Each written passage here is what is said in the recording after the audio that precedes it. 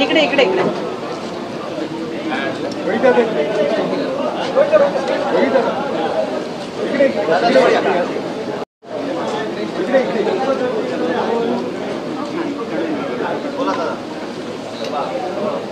आज महाराष्ट्रामध्ये आणि देशामध्ये असणाऱ्या तमाम जनतेला कृषी दिनानिमित्त मी शुभेच्छा देतो। आज विधिमंडळामध्ये सरकारच्या माध्यमातून कृषी दिन साजरा केला जाणार। एखादा इव्हेंट जर करायचा असेल तो काय पद्धतीने केला पाहिजे या सरकारकडनं कुठेतरी आपण शिकलं पाहिजे। आज कृषी दिनानिमित्त तुम्ही इव्हेंट करणार आहात, कार्यक्रम करणार आहात, पण हे जे गजनी सरकार आहे म्हणजे विसरबोळा कारभार, गजनी सरकार विसरबोळा कारभार अशी यांची परिस्थिती आहे। तुम्हाला सर्वांना माहित असेल इलेक्शनच्या काळामध्ये फार घसा कोरडा होऊस तर सरकारमध्ये असणाऱ्या सर्व नेत्यांनी जाहीर केलं होतं की आम्ही 7-12 कोरा कोरा कोरा करू, पण ती फक्त घोषणाच राहिली, त्याच्यावर काय झालेलं आपण सगळ्यांनी बघितलेलं नाही। त्याच्याच बरोबर आपण जर बघितलं तर 52 योजना आम्ही आणू असं सरकारने सांगितलं होतं, त्याबद्दल सुद्धा गजनीप्रमाणे ते विसरलेले आहेत। 7-12 कोरा कोरा कोरा। त्याच्याच बरोबर आपण जर बघितलं तर सन्मान निधी 3000 वाढ करू, म्हणजे मोदी साहेबांच्या उपस्थितीमध्ये मुख्यमंत्री झाल्यानंतर आत्ताचे मुख्यमंत्री जेव्हा बिहारला गेले होते, मुख्यमंत्री साहेबांसमोर त्यांनी सांगितलं होतं की महाराष्ट्रामध्ये आम्ही मोठी वाढ ही तिथं सन्मान निधीमध्ये करणार आहोत। शेतकऱ्यांची कर्जमाफी, पीक विमा, अतिवृष्टी भरपाई, आता सुद्धा आपण जर बघितलं तर 1,80,000 हेक्टर जमीन शेतकऱ्याची नुकसानग्रस्त झालेली आहे, पण तुम्ही निधी कसं देणार आहात, मदत कशी करणार आहात हे सुद्धा सरकारने अजूनपर्यंत सांगितलेलं नाही। काही दिवसांपूर्वी बच्चू कडूंनी शेतकऱ्यांच्या हितासाठी आंदोलन केलं होतं। आंदोलन सोडताना सरकारने सांगितलं होतं 15 दिवसामध्ये आम्ही समिती फॉर्म करू। आज 16वा दिवस आहे, पण जसं गजनी विसरतो तसं सरकार विसरून गेलं की आपल्याला समिती करायची होती शेतकऱ्याच्या हितासाठी। त्याच्याच बरोबर आता जर आपण बघितलं तर 14 लाख हेक्टर पैकी फक्त 33% जमीन आज महाराष्ट्रामध्ये पेरणी खाली आलेली आहे, बाकी अजूनपर्यंत बऱ्याच ठिकाणी पेरणी झालेल्या नाही। ही माहिती तुमच्याकडनं आल्यानंतर तुम्ही त्या बाबतीत काय केलं आहे असा सुद्धा प्रश्न त्या ठिकाणी आम्हा सगळ्यांना पडतो। त्याच्याच बरोबर शेतकऱ्याला आम्ही पानंद रस्ते देऊ, त्याच्याच बरोबर मनरेगा कामांचा निधी हा रोखला आहे, त्याच्याच बरोबर शेतीला आम्ही दिवसा वीज देऊ, अशा बरेच काय घोषणा इलेक्शनच्या काळामध्ये या सरकारने केल्या होत्या। आणि गजनीप्रमाणे हा जो विसरबोळा आणि भोंगळा कारभार या सरकारचा, याच्यामध्ये शेतकऱ्याला हे सरकार विसरलेलं आहे, शेतकऱ्यांच्या मुलांना सरकार विसरलेलं आहे, महिलांना विसरलेलं आहे, माता भगिनींना विसरलेलं आहे। त्यामुळे ह्या सरकारला काय पडलंय तर फक्त राजकारण करायचं पडलेलं आहे, शेतकऱ्यांचं हित कुठेही त्यांच्या मनामध्ये नाही, हे कुठेतरी आज सिद्ध होतं। त्यामुळे आज अधिवेशनामध्ये सुद्धा जेव्हा केव्हा आम्हाला संधी मिळेल तेव्हा शेतकऱ्यांचे मुद्दे नक्कीच तिथं मांडण्याचा प्रामाणिकपणे प्रयत्न करू। पण आज सरकारला विनंती करतो सर्व शेतकऱ्यांच्या वतीने, त्यांच्या परिवाराच्या वतीने, आज शेती दिन आहे, किसान दिन आहे, तर आजच्या दिवशी तुम्ही कृपा करून आमच्या शेतकऱ्यांसाठी कर्जमाफीपासून इतर सर्व योजना त्या ठिकाणी जाहीर कराव्या। तुम्ही बोलला होता की योग्य वेळेस करू, मग आम्ही असं समजायचं का इलेक्शन आलं तरच तो योग्य वेळ, मग हे तरी कुठेतरी त्या ठिकाणी सांगावं। पण आज शेती दिनानिमित्त त्या ठिकाणी सरकारने शेतकऱ्याच्या हितासाठी योजना जाहीर कराव्या आणि ज्या तुम्ही आश्वासन दिल्या होत्या त्या सर्व जाहीर कराव्या आणि पूर्ण कराव्या आमच्या सगळ्यांच्या मागणी अशी विनंती करतो. कृषी मंत्री जाणार नाही असं म्हटलं होतं, मात्र आता 20 लाख शेतकऱ्यांना बँकांचे दरवाजे बंद झालेले आहेत सिबिल तपास. दुसरीकडे अनेक कर्जमाफीच्या आशेने शेतकरी राहिलेले आहेत आणि थकबाकी सुद्धा मोठ्या प्रमाणात शेतकऱ्यांची बाकी. हे बघा, हा मुद्दा अधिवेशनामध्ये आम्ही 2दा घेतला. त्या दोन्ही विषयावर फडणवीस साहेबांनी उत्तर दिलं होतं की आम्ही बँकेला सांगू, ठणकावून सांगू की आमच्या शेतकऱ्याला सिबिल तुम्ही विचारू नका, नाही तर सिबिल त्या ठिकाणी बघू नका. आम्ही त्यांना त्यावेळेस सुद्धा सांगितलं, साहेब तुम्ही अधिवेशनामध्ये मीडियासमोर बोलून जाता की याद राखा आमच्या शेतकऱ्याला सिबिल तुम्ही विचारलं तर, पण ती फक्त घोषणाच राहते ना, तर ते फक्त शब्दच राहतात. तिथं मात्र शेतकरी हा तिथं बँकेत गेल्यानंतर त्याला कुठेही लोन मिळत नाही.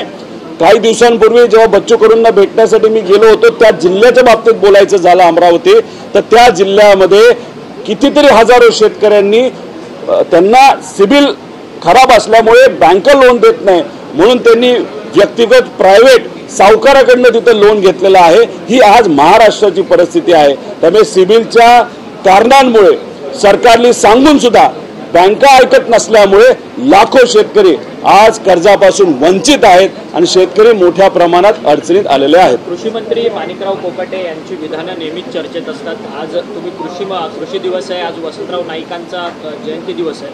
खरं तर या निमित्ताने प्रश्न पडतो की कृषी मंत्री आहेत कुठे, कारण की कृषी मंत्र्यांचे एकही वक्तव्य समोर येताना पाहायला मिळत नाही. ते वक्तव्य करतात मात्र त्यावरतून गोंधळ होताना पाहायला मिळतात. कृषी मंत्र्यांचं झालंय कसं, जेव्हा तोंड उघडतात तेव्हा अतिशय खालच्या लेवलचं वक्तव्य सामान्य लोकांबद्दल ते करू जातात आणि खास करून शेतकऱ्यांच्या बद्दल. कदाचित त्यांना आदेश आला असावा त्यांच्या नेत्यांकडनं की काम करता येत नसेल तर काम करू नका, पण उगाच नको त्या ठिकाणी तोंड मात्र उघडू नका. आणि कदाचित तेच त्यांनी ऐकलं असावं म्हणून अनेक दिवस झालं त्यांचा तोंड बंद आहे. काम तर त्यांचा विभाग करतच नाही, पण ते आता बोलत पण नाहीत. आज वसंतराव नाईकांच्या जयंतीनिमित्त जे काही आपण शेतकरी दिवस तिथं साजरा करणार आहोत, आज त्यांचं भाषण काय होतंय का भाषण सुद्धा त्यांचं कट केलं जातंय हे कुठे ना कुठेतरी त्या ठिकाणी बघावं लागेल. आता एक लोणीकर नावाचे आमदार आहेत, ते अतिशय खालच्या लेवलला जाऊन शेतकऱ्याला म्हणजे असं काय की केंद्र सरकार आणि राज्य सरकार हे शेतकऱ्यावर उपकार करते, परिवारावर उपकार करते. आम्ही तुम्हाला पैसे देतो, तुमच्या अंगावरचे कपडे सुद्धा मोदी साहेबांच्या पैशामुळे असं तिथं असणारा भाजपचा आमदार सांगतो. म्हणजे इथं सरकारचा पैसा म्हणजे याच्या बापाचा पैसा असं कुठेतरी त्यांना त्या ठिकाणी वाटायला लागलेलं आहे. अतिशय खालच्या लेवलला जाऊन हे सर्व नेते आणि त्यांचे आमदार जे सत्तेत आहेत, अहंकार हा कुठेतरी त्यांच्या शब्दाच्या माध्यमातून तिथं दिसतोय आणि त्यांना असं वाटतंय की कदाचित ते निवडूनच येणार नव्हते, कसे आले हे कोणालाच माहित नाही. त्यामुळे यंदा इलेक्शन तसंच निघालं. प्रत्येक इलेक्शनमध्ये काही केलं, किती खालच्या लेवलला जाऊन बोललं तरी आपणच निवडून येऊ असा अहंकार हा त्या ठिकाणी सर्व नेत्यांच्या मनामध्ये आणि त्यांच्या वागण्यामध्ये आपल्या सर्वांना दिसायला लागलेला आहे.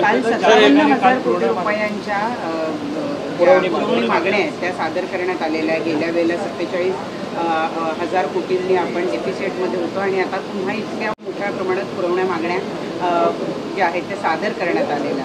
काय वाटतंय हे बघून? याला जोडून असा प्रश्न आहे की याच्यामध्ये सर्वाधिक कमी निधी देवेंद्र फडणवीस साहेबांचं पूर्वीचं भाषण जर आपण ऐकलं, ज्याला आपण अभ्यासू भाषण म्हणतो, जेव्हा सरकार काँग्रेस राष्ट्रवादी आणि त्या विचाराचं होतं तेव्हा विरोधी पक्ष नेता म्हणून ते नेहमी म्हणायचे की पुरवणी मागण्या एवढ्याच असाव्यात, इतक्या वाढू नयेत, एवढ्या टक्क्यामध्ये असाव्या. पण आपण जर बघितलं तर ज्या दिवसापासून ते मुख्यमंत्री झालेले आहेत त्यांच्या विचाराचं सरकार या राज्यामध्ये आलेलं आहे. पुरवणी मागण्यांच्या बाबतीत सर्व रेकॉर्ड या सरकारने तिथं तोडलेले आहेत. कदाचित त्यांना माहितीच नाही की आपल्याला बजेट कसं तिथं द्यायचं, नाही तर कदाचित इलेक्शन डोळ्यासमोर ठेवून अचानक आता पुढे इलेक्शन येते, काहीतरी घोषणा आपल्याला कराव्या लागतील, चला पुरवणी मागण्याच्या माध्यमातून त्या ठिकाणी आपण करू. म्हणजे 9.5 लाख कोटीपर्यंत आता आपलं त्या ठिकाणी लोन या राज्य सरकारचं गेलेलं आहे. 56,000ची पुरवणी मागणी काल त्यांनी तिथं मांडलेली आहे. पण मागणी मांडत असताना कदाचित फक्त रोड ते सुद्धा मोठे रोड, समृद्धी मार्गासारखे रोड, जिथं कॉन्ट्रॅक्टरची समृद्धी झाली, तसं शक्तीपीठ याच्यासाठी मोठ्या प्रमाणात निधी दिलेला आहे. तिथे सुद्धा कॉन्ट्रॅक्टरला शक्ती द्यायचं का काय असं वाटतं. पण जिथं खऱ्या अर्थाने सामान्य लोकांना मदत होईल असा निधी लागणार आहे. शेती विभाग असेल, महिला व बाल कल्याण, पण इतर विषयासाठी लाडकी बहीण योजना तर आहेच, पण त्याच्याच बरोबर इतरही विषयासाठी तिथं निधी देण्याची जरूरत आहे. समाज कल्याण असेल, आदिवासी विभाग असेल, या सर्व विभागाला जो निधी द्यायला पाहिजे, ज्याच्यामुळे कुठेतरी आरोग्यापासून इतर गोष्टींची काळजी गरिबाची तिथं घेतली जाऊ शकते.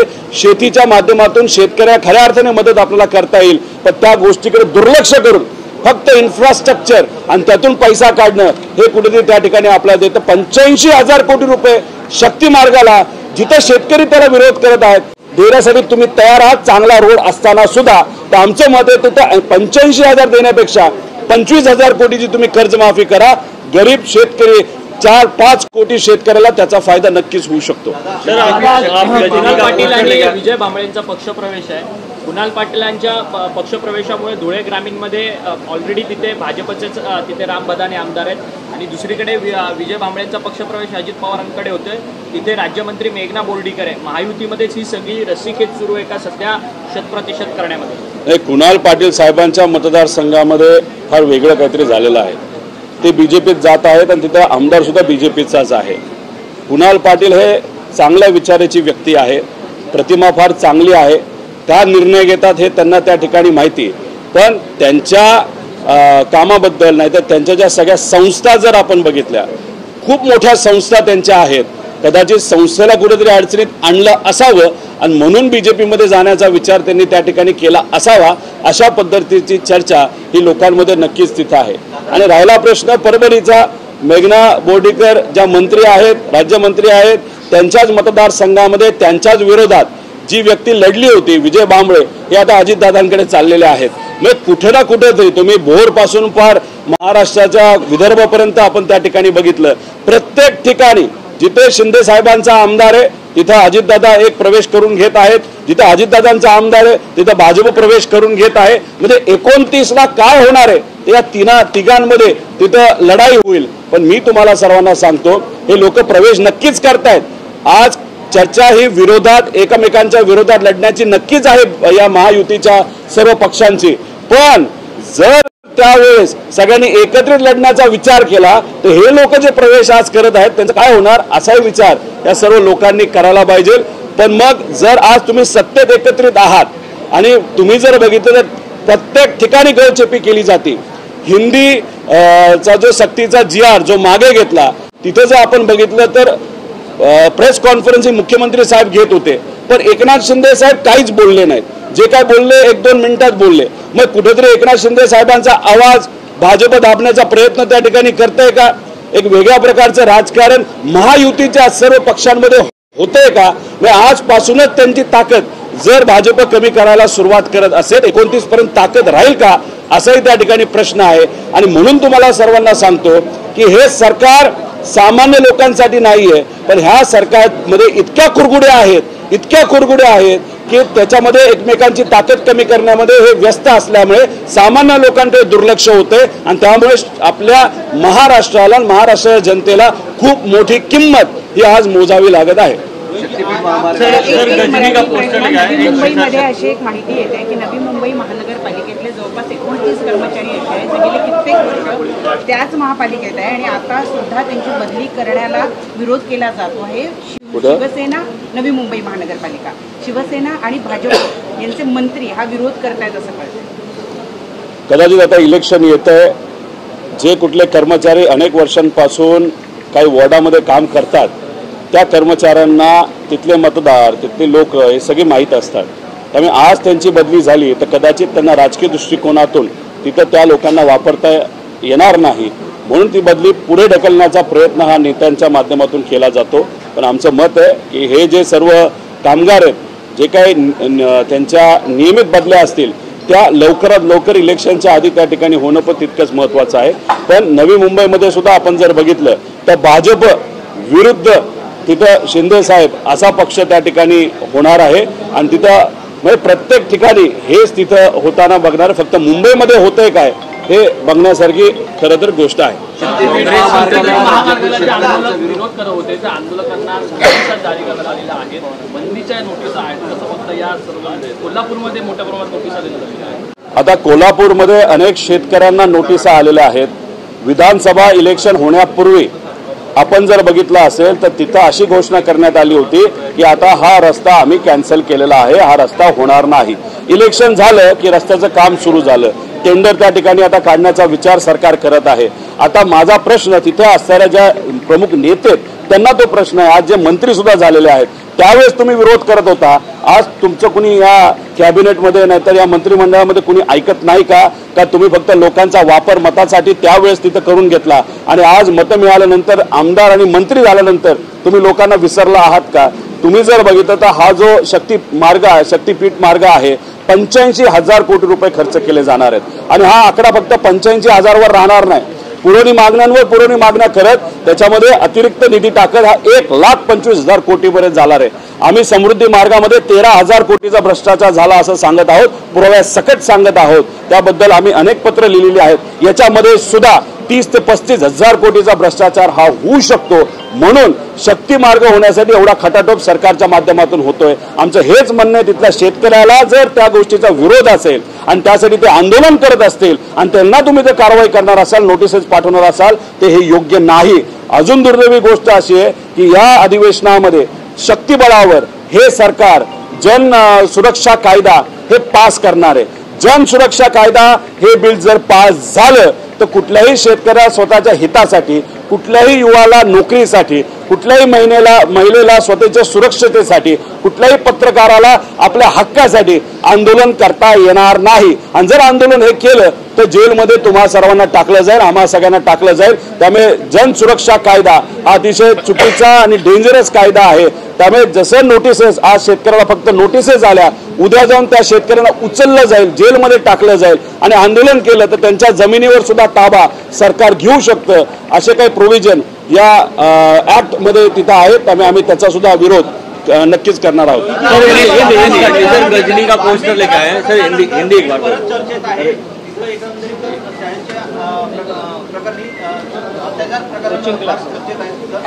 संदीप क्षीरसागरांवरती आरोप होता. धनंजय मुंडेंनी काय सांगितलं की संदीप क्षीरसागर बरोबर त्या व्यक्तीचे फोटो आहेत. आता आमच्याकडे असे फोटो आलेत की धनंजय मुंडे आणि ती व्यक्ती एकत्र बसलेली आहे. त्यामुळे फोटोवर आपण जर काय सांगत असाल तर योग्य नाही. मी तुम्हाला काल सुद्धा सांगितलेलं आहे की संदीप भैया क्षीरसागर लवकरच मीडियासमोर येणार आहेत. त्यांना काही गोष्टीची माहिती तिथं ते घेत आहेत. ते जेव्हा येतील, दूध का दूध पाणी का पाणी हे स्वतः संदीप भैया क्षीरसागर तिथं करतील. आम्हाला संदीप भैयावर त्या ठिकाणी विश्वास आहे. त्यामुळे त्यांची वाट पाहूया, ते येतील तेव्हा जे काही स्पष्ट त्या ठिकाणी घडलं. आणि आम्ही आमचा पक्ष असू द्या कुणी असू, आम्ही महिलांच्या सुरक्षतेबरोबर आहोत. जर कुठलाही व्यक्ती, तुमच्याकडे होम मिनिस्ट्री आहे, तुमच्याकडे सर्व अधिकारी आहेत, तुम्हाला जे काय करायचं करा आणि जी कुठली व्यक्ती जबाबदार असेल, ते जे पुरावे तुमच्याकडे असतील तर त्या व्यक्तीवर तुम्ही कारवाई करा. हे आम्ही पक्ष म्हणून तिथे बोलतच आहोत. पण स्पष्टपणे संदीप भैया क्षीरसागर जेव्हा आपल्या समोर येतील तेव्हा ते जास्त खोलात जाऊन या विषयाबद्दल सांगतील असं मला वाटतं. काँग्रेस कुठेतरी स्वबळाचा नारा देते आहे. चन्नीताला देखील म्हणणं आहे की येतात स्वराज्य संस्थांच्या दृष्टीनं आम्ही तसे प्रयत्न करतोय. कशा प्रकारे नाही बघा, फक्त चर्चा आहे. आपल्या पक्षामध्ये कुठेतरी एक ऊर्जा निर्माण व्हावी, प्रेरणा मिळावी कार्यकर्त्यांना, म्हणून कधी कधी काही गोष्टीचं स्टेटमेंट दिलं जातं. पण आता असंही म्हणलं जातं मुंबई महानगरपालिका मोठी महानगरपालिका आहे. पुणे आहे, पिंपरी चिंचवड आहे, नागपूर आहे, छत्रपती संभाजीनगर आहे, कोल्हापूर, हे सगळे जे आहेत ते मोठे मोठे आहेत. तिथं कदाचित वेगवेगळं लढलं सुद्धा जाऊ शकतं, ते एकत्रित लढलं सुद्धा जाऊ शकतं.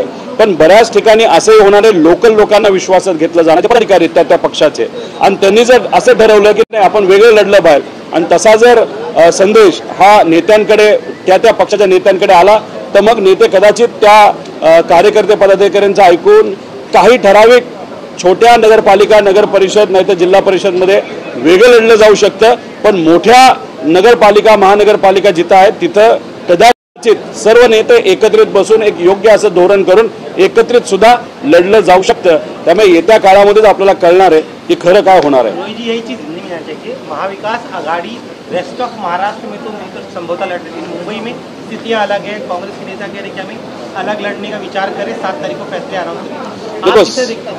देखो 7 तारीख को अगर फैसला वो जारी करने वाले तो थोड़ा सा रुकना पड़ेगा, लेकिन जो बड़े महानगर पालिका है जैसे कि बम्बई है, पुणे है, नागपुर है, पिंपरी चिंचवड है, कोल्हापुर है, छत्रपति संभाजी नगर है, ये बहुत बड़े महानगर पालिका है। तो वहां पे साथ में जाए या अलग जाए, इस तरीके की राजनीति या रणनीति जो है वो सब नेता साथ में बैठ के वो डिक्लेयर करेंगे। लेकिन जो छोटी महानगर पालिका है या जिला परिषद है, वहां पे जो जिला प्रमुख होते हैं उस पक्ष के, सभी पक्षों को विश्वास में लेते हुए अगर उन्होंने कहा अलग अलग लड़ना चाहिए तो अलग भी लड़ सकते हैं, साथ में लड़ना तो साथ में लड़ सकते हैं। लेकिन ये जो बड़े महानगर पालिका स्पेशली मुंबई, एक पक्ष खुद निर्णय लेके आगे नहीं जा पाएगा। महाविकास आघाड़ी के जो सर्व पक्ष है उनको साथ में बैठना ही पड़ेगा, और बैठने के बाद नेताओं से बात करने के बाद फिर बाद में डिसाइड किया जाएगा अलग लड़ेंगे या साथ में लड़ेंगे। अब गजनी का पोस्टर लेके आए हैं, क्या इसका मकसद?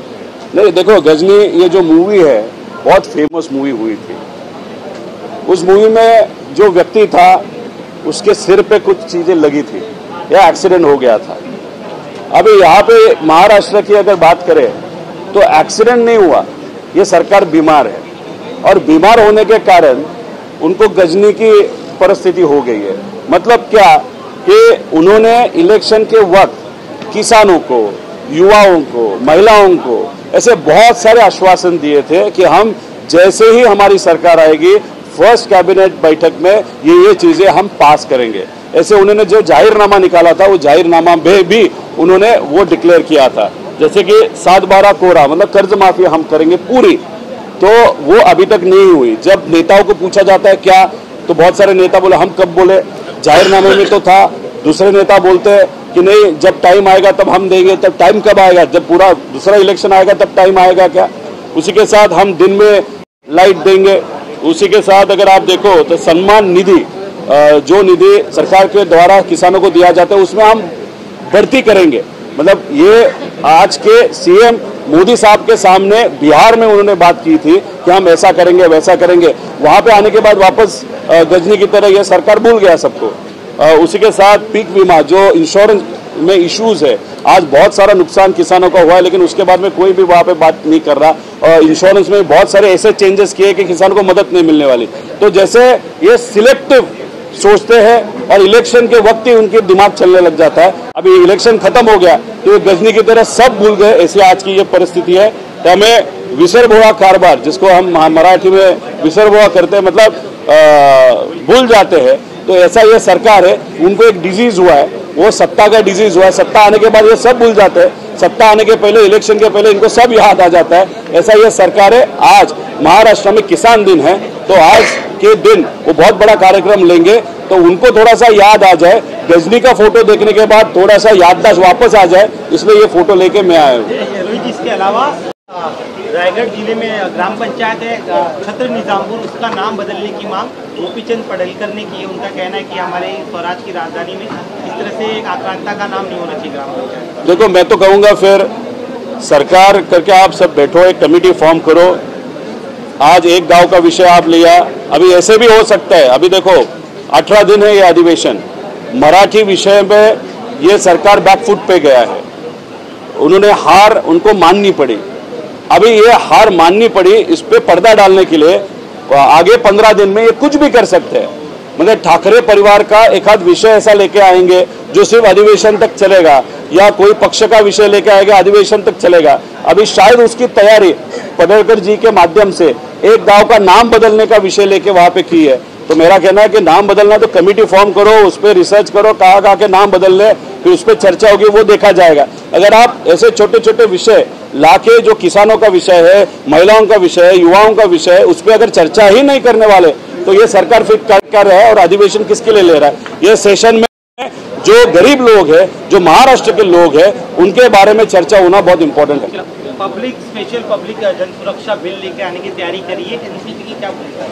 नहीं, हम तो विरोध करते हैं, क्योंकि अगर वो बिल देखा बहुत खतरनाक बिल है।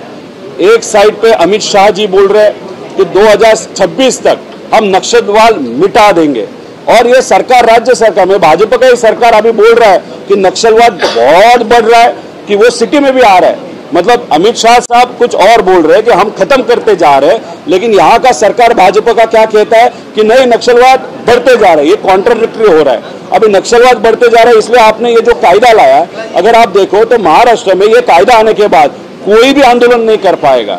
जो किसान अड़चन में वो आंदोलन नहीं कर पाएंगे, मीडिया आंदोलन नहीं कर पाएंगे, जो भी पक्ष है डिफरेंट पार्टीज वो भी आंदोलन नहीं कर पाए, युवा नहीं कर पाएंगे। एक आध महिला पे अत्याचार होने के बाद अगर गांव ने निर्णय लिया कि अभी आंदोलन करना है तो वो भी नहीं ले पाएंगे। इतना खतरनाक कायदा ये सरकार ला रही है, उसका विरोध हम कर रहे हैं। और जब भी वो बिल डिस्कशन के लिए आएगा तब भी हम विरोध करेंगे। और अगर विरोध करके भी उन्होंने पास किया तो फिर हिंदी सक्ति कायदा का जो विषय हुआ था, जिस तरीके से लोग रास्ते पे आने का सोच रहे थे, वैसे ही हमको भी शायद रास्ते पे ये बिल के खिलाफ आने की जरूरत पडेगी असं हम सबको लगता है। दादा एकच शेवटचं, दौंड इथे काल एका अल्पवयीन मुलीवर जो अत्याचार झालेला आहे ज्याबद्दल आपण ट्विट सुद्धा केलेलं आहे, काय हे संपूर्ण प्रकरण आहे, काय अधिक माहिती पुढे येते? तर बघा, दुर्दैवी गोष्ट दौंडमध्ये घडली। वारीला चालणारं एक कुटुंब कुठेतरी चहा प्यायला थांबलं, त्याच्यामध्ये एक अल्पवयीन मुलगी सुद्धा होती जी विठोबारायाच्या दर्शनाला पंढरपूरला चालली होती। काही लोक मोटरसायकलवर आले, कोयता काढला, कोयता गळ्याला लावला, पैसे लुटले या परिवाराकडनं, वारकरी परिवाराकडनं। त्यानंतर मुलीला घेतलं आणि दूर कुठेतरी जाऊन त्या अल्पवयीन मुलीवर बलात्कार तिथे केला, तिचा अत्याचार केला। अतिशय दुर्दैवी घटना। दररोज काय ना काहीतरी त्या ठिकाणी होतंय। अजूनपर्यंत सरकारकडनं प्रशासनाकडनं कारवाई केली गेली नाही। 2 दिवसापूर्वी जामखेड तालुक्यामध्ये सुद्धा असंच एका अल्पवयीन 10वीच्या मुलीवर अत्याचार झाला, बलात्कार झाला, एक मुलगा पकडला, पण मेन आरोपी जो आहे तो बाहेर पळून गेला।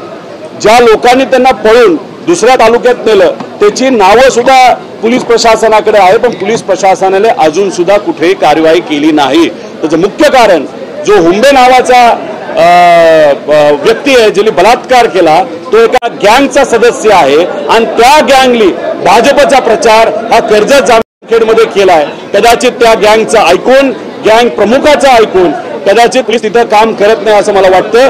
तर पोलीस प्रशासनाला परत एकदा विनंती करतो, आज संध्याकाळपर्यंत त्या व्यक्तीला ज्याने रेप केले जामखेडमध्ये त्याला तुम्ही पकडावं, त्याच्यावर तुम्ही कारवाई करावी। दौंडमध्ये सुद्धा ज्या लोकांनी तिथं बलात्कार केलेला, अत्याचार केले त्याला सुद्धा पकडावं। आणि या महाराष्ट्रामध्ये दररोज 23 अत्याचार लहान मुलींचे तिथं होत आहेत। त्यामुळे हे सरकार झोपलेलं आहे। सरकारने त्याबाबत लक्ष देण्याची जरूरत आहे। आणि आज आमच्या परिवारातल्या, आमच्या महाराष्ट्रातल्या 23 महिलांवर, मुलींवर, लहान मुलींवर जो अत्याचार होतो त्या बाबतीत सरकारने काही ना काहीतरी योग्य कारवाई करायची जरूरत आहे। आणि शक्ती कायदा सुद्धा लवकरात लवकर लागू करा अशी सरकारला त्याकडे आम्ही विनंती करतो।